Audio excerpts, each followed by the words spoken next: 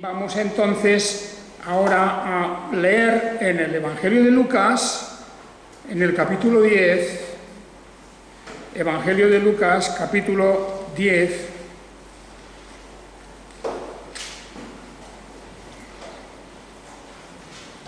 y vamos a leer desde el versículo 1 hasta el 12.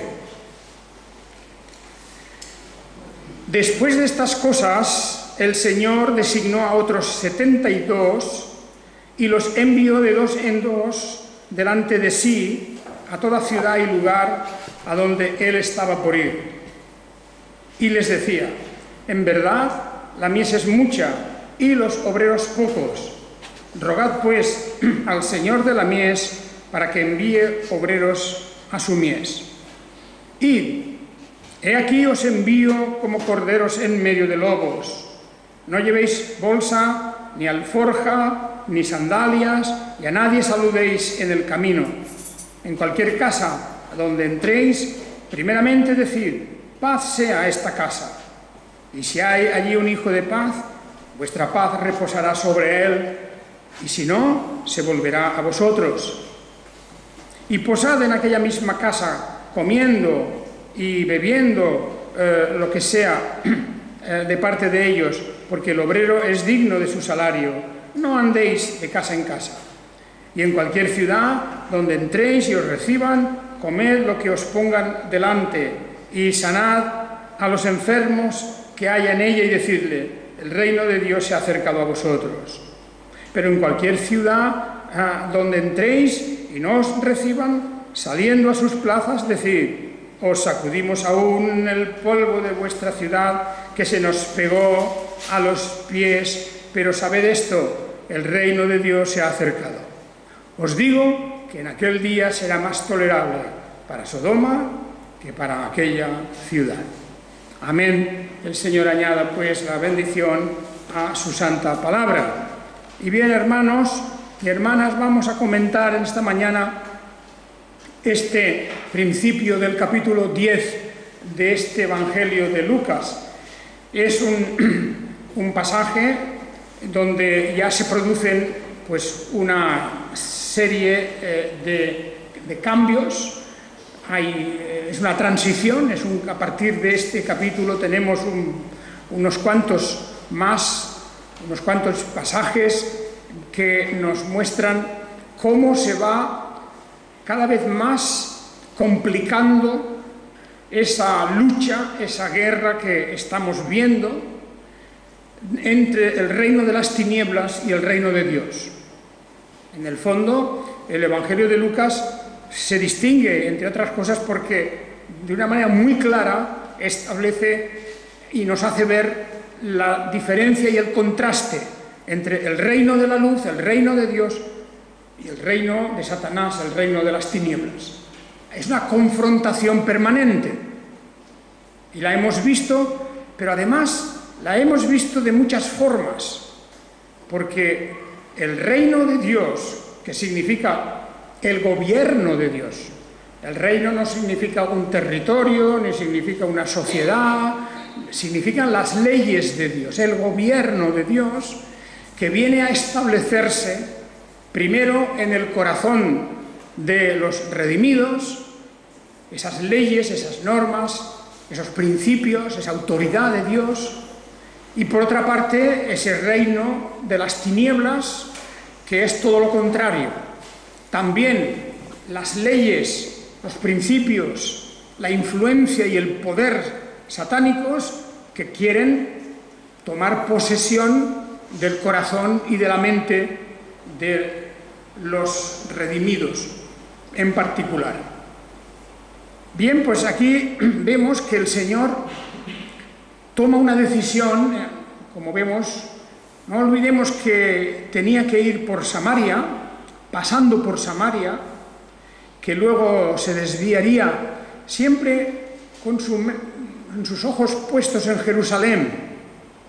Ese viaje desde Galilea, ¿verdad?, y que iba a pasar por Samaria, se iba a desviar algo hacia Transjordania también un poco, y luego iba a volver para dirigirse definitivamente ya de manera final a Jerusalén. Sus ojos estaban puestos en Jerusalén, donde sabía que iba a morir. Pero aquí, en este capítulo, toma una gran decisión. Es una decisión que consiste en llamar a 70 o 72. Aquí en el texto tenemos 72. Veréis una nota, en la Biblia textual hay una nota aquí, en que hay unos manuscritos que pone el número de 70 y otro el número de 72. Bueno, es una discusión que es difícil de establecer si fueron 70 o 72. Aquí se ha optado por decir 72 porque hay una mayoría de manuscritos antiguos que dice el número 72. ¿Y de dónde sale ese número? El número 70, porque llamó Jesús a 70 para enviarlos a las ciudades y a los lugares donde él iba a ir más tarde. De manera que ya había una planificación, había un itinerario, y antes de Jesús pasar por esas ciudades y pueblos, él enviaba a estos discípulos, 70 o 72, como digo, para preparar el camino con una serie de actuaciones. Y el número de 70 nos debe recordar varias cosas. En primer lugar, ese número ya viene desde los tiempos de Moisés. Moisés eligió a 70 ancianos, eso está en Números, capítulo 11 de Números. Allí vemos que él elige 70 ancianos para precisamente ayudarle en la tarea que él tenía de juzgar al pueblo y una serie de actividades y naturalmente pues esparcir la responsabilidad entre todos ellos también. Eran sus ayudantes. Lo que pasa es que fueron 70, en primer lugar 70, pero en Números 11 leemos que luego a continuación se agregan dos más. Se agregaron dos más. Y también están allí sus nombres en el Números capítulo 11. Se agregaron dos más sobre los cuales también el Espíritu del Señor reposó, dice la Escritura. El Espíritu del Señor, digamos, penetró en ellos, por así decirlo. Fueron inspirados para que pudieran realizar esa tarea. De manera que estaban los 70 primeros, pero dos más que se agregaron que también tenían el Espíritu del Señor. Más tarde, después del retorno del pueblo de Israel desde el cautiverio de Babilonia, una vez que se establecieron ya, y a través de Esdras, Nehemías, Zorobabel, todo aquello, ya se reconstruyó de nuevo el Estado y el pueblo de Israel volvió a habitar en su territorio.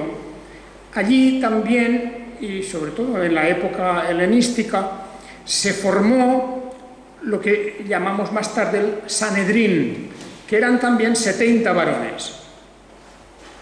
Estos 70 varones del Sanedrín era naturalmente la influencia de los 70 ancianos de Moisés.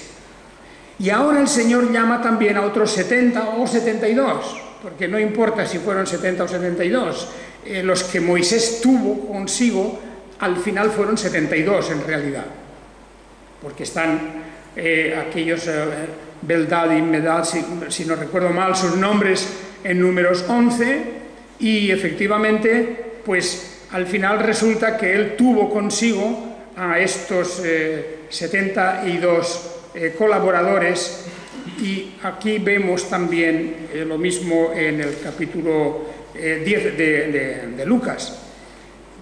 Y esto es algo importante porque nos recuerda primero la influencia de la organización del Antiguo Testamento y cómo el Señor recoge esa idea y establece a estos 70 o 72 hombres a los que va a enviar delante de sí a toda la ciudad y lugar donde él estaba por ir.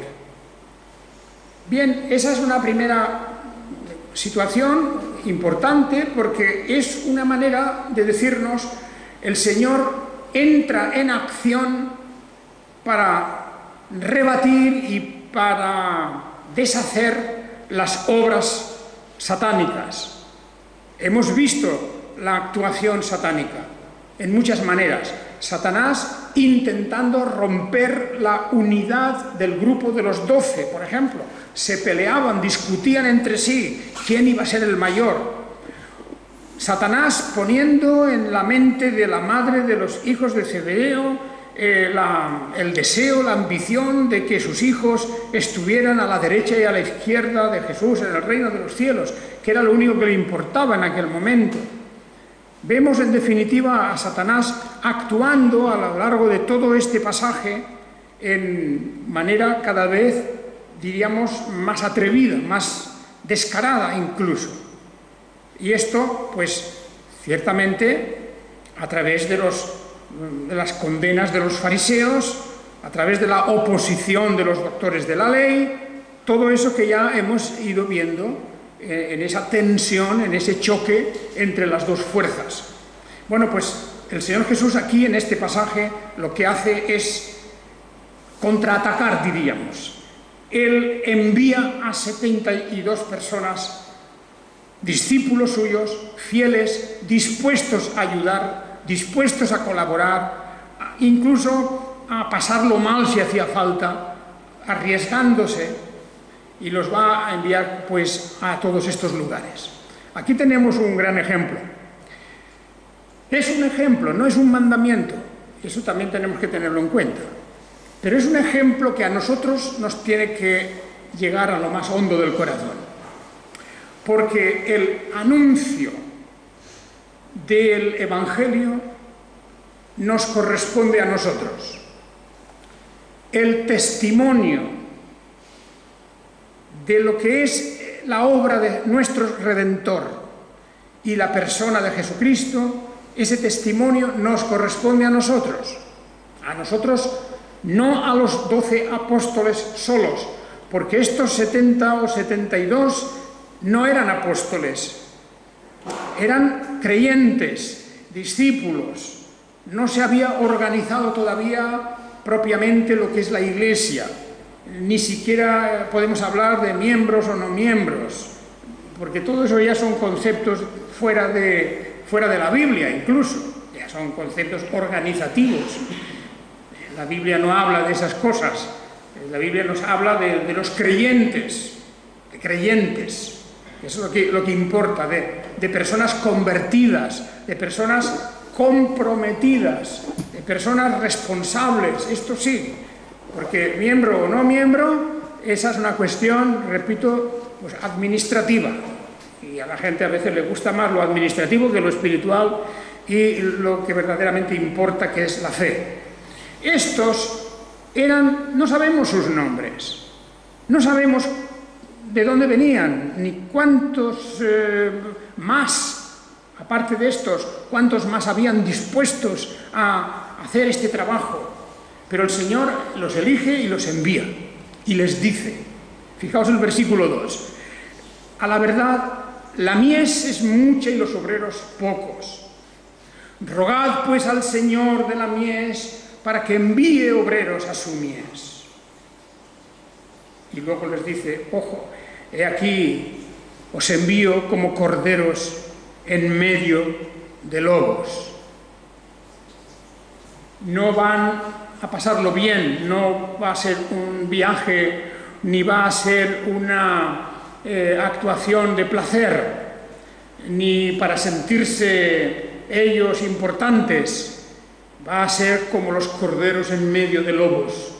Id, meteos en esas aldeas, en esas poblaciones, en esos lugares, y allí id a proclamar el Evangelio. Esto lo dice en el versículo 9.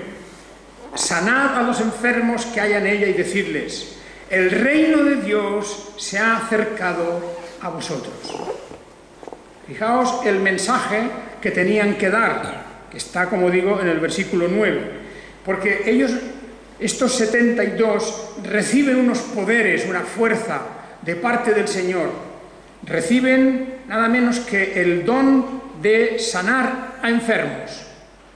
Pero fijaos, esto es un don especial y particular para esta misión. No hay aquí de ninguna manera la promesa de que todos los que hagan eso, siempre en todos los siglos venideros, tendrían la capacidad de sanar enfermos. Eso no es verdad. Estos 72 recibieron la capacidad de sanar enfermos, y no solamente, también incluso el de arrojar o expulsar demonios. Arrojar o expulsar demonios. Fijaos, eso también lo vimos luego cuando regresan, estos 72 vuelven y dicen lo que ha pasado. Eso lo veremos otro día en el versículo 17 de este capítulo. En el versículo 17 dice: regresaron los 72 con gozo, diciendo: Señor, aún los demonios se nos someten en tu nombre. Ese fue el resultado.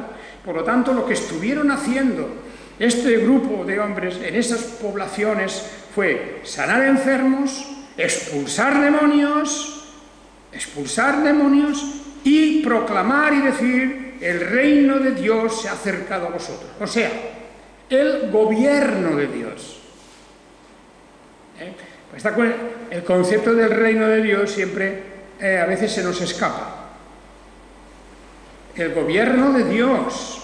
O sea que ha llegado el momento, dice, ha venido hasta nosotros ya el gobierno de Dios, las leyes de Dios, los principios para nuestra vida, el orden para nuestra conducta. Alguien podría decir: bueno, pero eso ya estaba en la ley de Moisés, eso ya se conocía. Pero no, en realidad no era así, porque estamos en una nueva etapa. Sí que es verdad que la gente vivía en Israel más o menos de acuerdo con su cultura, con su religión, con su conocimiento de la ley. Unos la respetaban, otros no. Pero ahora el Señor está aquí para establecer su gobierno, las leyes y principios que han de gobernar nuestra vida. Y eso fijémonos muy bien, porque si no nos damos cuenta de eso, resulta que la influencia de las ideas, de las filosofías de este mundo se van introduciendo en nuestra manera de pensar. Ese es el problema de siempre, que cuando el cristianismo abandona la Escritura, cuando los creyentes pierden contacto con la palabra de Dios, ese vacío que se crea se llena rápidamente con conceptos, con ideas de este mundo, en relación con todo, con las cuestiones éticas y morales, con las cuestiones de gobierno de la vida, con del propósito de la vida, en definitiva, con lo que puede ser la familia, con lo que puede ser el trabajo. Todos esos aspectos que moldean nuestra vida han de estar gobernados por las leyes de Dios. Y por esto los 72 iban a los pueblos a decir: el gobierno de Dios se ha acercado, el reino de Dios se ha acercado. Ya es hora de que dejemos a un lado todos los otros sistemas, las otras ideas, principios, intereses, naturalmente, porque eso significa la colaboración con el reino de las tinieblas. Y eso no lo hemos de tomar muy en serio, porque es que no hay posibilidad de componendas. No hay posibilidad de decir, pues, 50% y 50%. Es todo o nada. Todo o nada. Y entonces, por eso les dice, os envío como corderos en medio de lobos. Está llamando A los creyentes les está llamando corderos, e imaginad el riesgo, el peligro que se cierne sobre el rebaño de corderos que se introduce en medio de la manada de lobos. Es decir, no es al contrario, no es que los lobos vengan a atacar, sino que los corderos se van a meter dentro de la manada de los lobos. Os envío como corderos en medio de lobos. Es una manera de decirnos, no esperéis un buen recibimiento. No hay posibilidad de arreglar las cosas con el mundo en general, con todos aquellos que se gobiernan no por las leyes de Dios, sino por las otras leyes del reino de las tinieblas, aunque vengan disfrazadas. Claro, el reino de las tinieblas no significa simplemente, no hemos de pensar pues en los narcotraficantes y en la violencia de aquí y de allá, o los terroristas, o eso es una parte.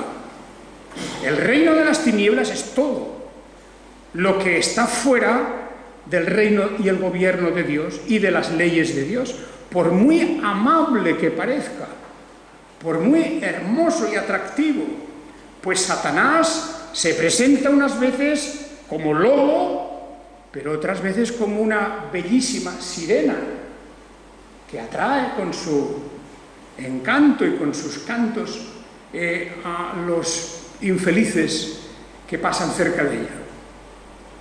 Así es.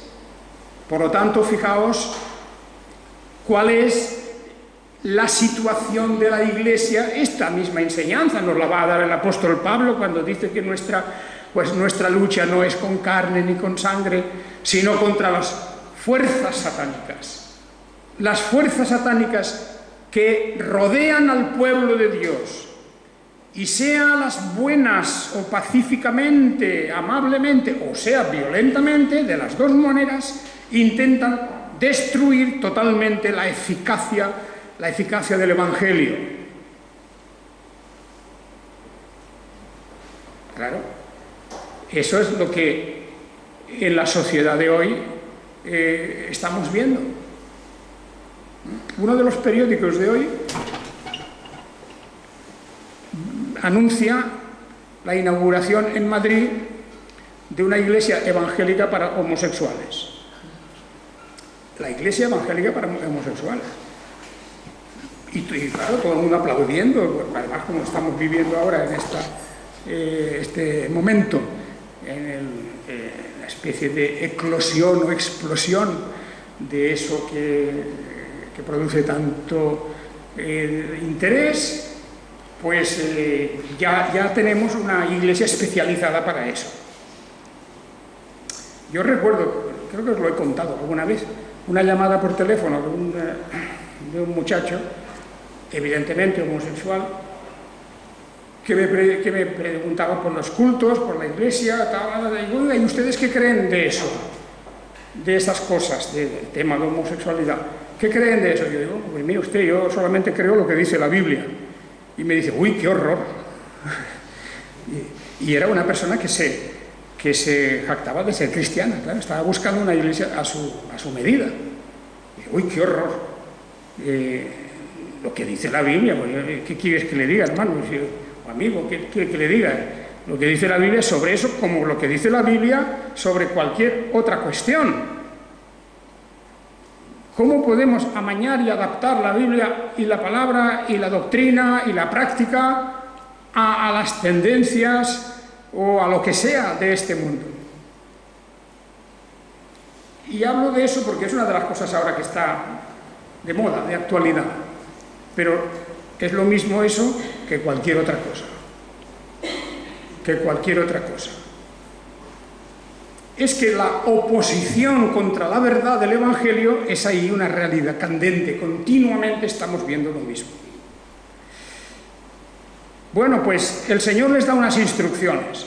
Ojo, cuando leemos este pasaje, no pensemos que el Señor da aquí unas normas para que todo el mundo que vaya a predicar el Evangelio, que vaya a dar testimonio, tiene que hacerlo exactamente igual. Pues dice, no llevéis bolsa, ni alforja, ni sandalias. Sandalias quiere decir de repuesto, claro, las que llevaban puestas, no es que les manda el Señor a que vayan descalzos por los caminos pedregosos, no, quiere decir, no os llevéis de repuestos, no os llevéis eso. Cuando les dice, no os paréis a saludar a nadie saludéis en el camino, pues no es porque se trata de ser, digamos, maleducado, sino los saludos en el mundo oriental en aquel tiempo, cada vez que te encontrabas a alguien, pues los saludos eran larguísimos, se perdía una cantidad de tiempo enorme, era pararse y empezar a preguntar por este y por lo otro, y por la familia, y por lo del ganado, y por lo otro, todo, y a lo mejor era un saludo de media hora, de una hora, quién sabe. Es una manera de decirles, tenéis que ir a esta cuestión rápido, no os detengáis, no os entretengáis con nada. Id a los pueblos, id a las ciudades, no llevéis más de lo necesario. No necesitáis ni siquiera bolsa ni alforja, porque cuando lleguéis allí, entrad en una casa y decir, paz sea esta casa. Y si allí hay un hijo de paz, vuestra paz reposará sobre él. Quiere decir, os aceptará, os recibirá. Y si no, se volverá a vosotros, es decir, notaréis enseguida que no sois bien recibidos. Y si sois bien recibidos, os quedáis en aquella casa y comed y bebed lo que os den, porque el obrero es digno de su salario, y no andéis de casa en casa. Bueno, todo esto no son normas para siempre, ni nada especial, sino concretamente para aquella ocasión solo. Esa era la misión y tenían que ir directamente a meterse en la boca del lobo. Sanad enfermos, porque el Señor les dio poder para sanar en aquella ocasión, y sobre todo, decidles. Es un testimonio. Aquí no se trataba de poner un púlpito en mitad de la plaza, ni hacer nada especial, ni ceremonias, ni cultos. Id al pueblo ese y decirles, el reino de Dios se ha acercado a vosotros, porque el Mesías está aquí con nosotros y viene a establecer sus leyes en nuestro corazón, en nuestra mente. Y bien, luego en el caso de que seáis rechazados, pues dice, sacudid el polvo sacudid el polvo de esa ciudad que se les ha pegado a sus zapatos, a sus prendas, pero dice, sabed esto, el reino de Dios se ha acercado. En caso de ser rechazados, que sepáis que el reino de Dios se ha acercado, y os digo que en aquel día será más tolerable para Sodoma que para aquella ciudad. Y el castigo sobre Sodoma fue una destrucción, como diciendo, aún será peor para aquella ciudad, porque aquella ciudad ha recibido más luz, ha recibido más atención de parte del Señor. Por lo tanto, fijaos cómo está aquí el Señor insistiendo en esto. El reino de Dios se ha acercado. Ya es hora de destapar las cosas, podríamos decir, de poner las cartas sobre la mesa, diríamos, coloquialmente. Ya es hora de plantear la cuestión. Que sepáis que el reino de Dios se ha acercado, por eso el poder de Satanás se está manifestando tanto. Pues esa es la realidad. Siempre que el poder de Satanás se manifiesta, recordemos nosotros, porque Dios está estableciendo a través de su pueblo y dentro de su pueblo sus leyes, sus principios, porque el reino de Dios ha venido hasta nosotros. Bien, hermanos, aquí tenemos todos nosotros un testimonio muy importante. Fueron 72 personas, de dos en dos. es una llamada a nuestro compromiso también, una llamada a nosotros, en que ciertamente no podemos reducir la vida cristiana a nuestra asistencia al culto, no podemos reducir la vida cristiana a decir, pues simplemente, o identificarnos, pues sí, yo soy creyente de tal iglesia y tal cual. Porque aquí yo creo que hay un modelo en donde el Señor envía gente. No eran pastores, ni aquí se les llama ni evangelistas, ni nada. Todavía no hay nada de eso. No hay nada. No hay títulos, vaya. La gente, hoy día en las iglesias, la gente busca siempre un título. Bueno, ¿y qué título me dais? ¿Qué ministerio tengo? Esa especie de obsesión por ser alguien. Si el título no vale, lo que vale es lo que hacemos. Nuestra obediencia a Dios, nuestro interés en propagar la obra de Dios, la palabra de Dios. Y aquí sí que todos nosotros tenemos nuestra responsabilidad. De manera que yo quisiera que, precisamente a través de estas lecturas que yo os propongo, vamos a hacer algo. Vamos a ver si podemos recuperar algo de lo que tenemos que tener siempre y nunca hay que perder. El interés en anunciar el Evangelio a otros. El interés en tomar algún contacto con alguien, pues sean nuestros vecinos o nuestros familiares o amistades del trabajo o yo qué sé, o alguien en la calle, como sea. Pero esa idea de que yo me reservo mi religión para mí solo y todo lo que hago es una cosa mía interna, más o menos, o dentro de un grupo, pues no coincide mucho eso con lo que el Señor quiere. El Señor lo que quiere es que demos testimonio. Nada más que eso. No hace falta ni, como digo, ni llevar ningún título, ninguna carnet, ninguna medalla, ningún certificado, ni nada de nada. De la abundancia del corazón que hable la boca. La boca tiene que hablar de lo que hay en el corazón.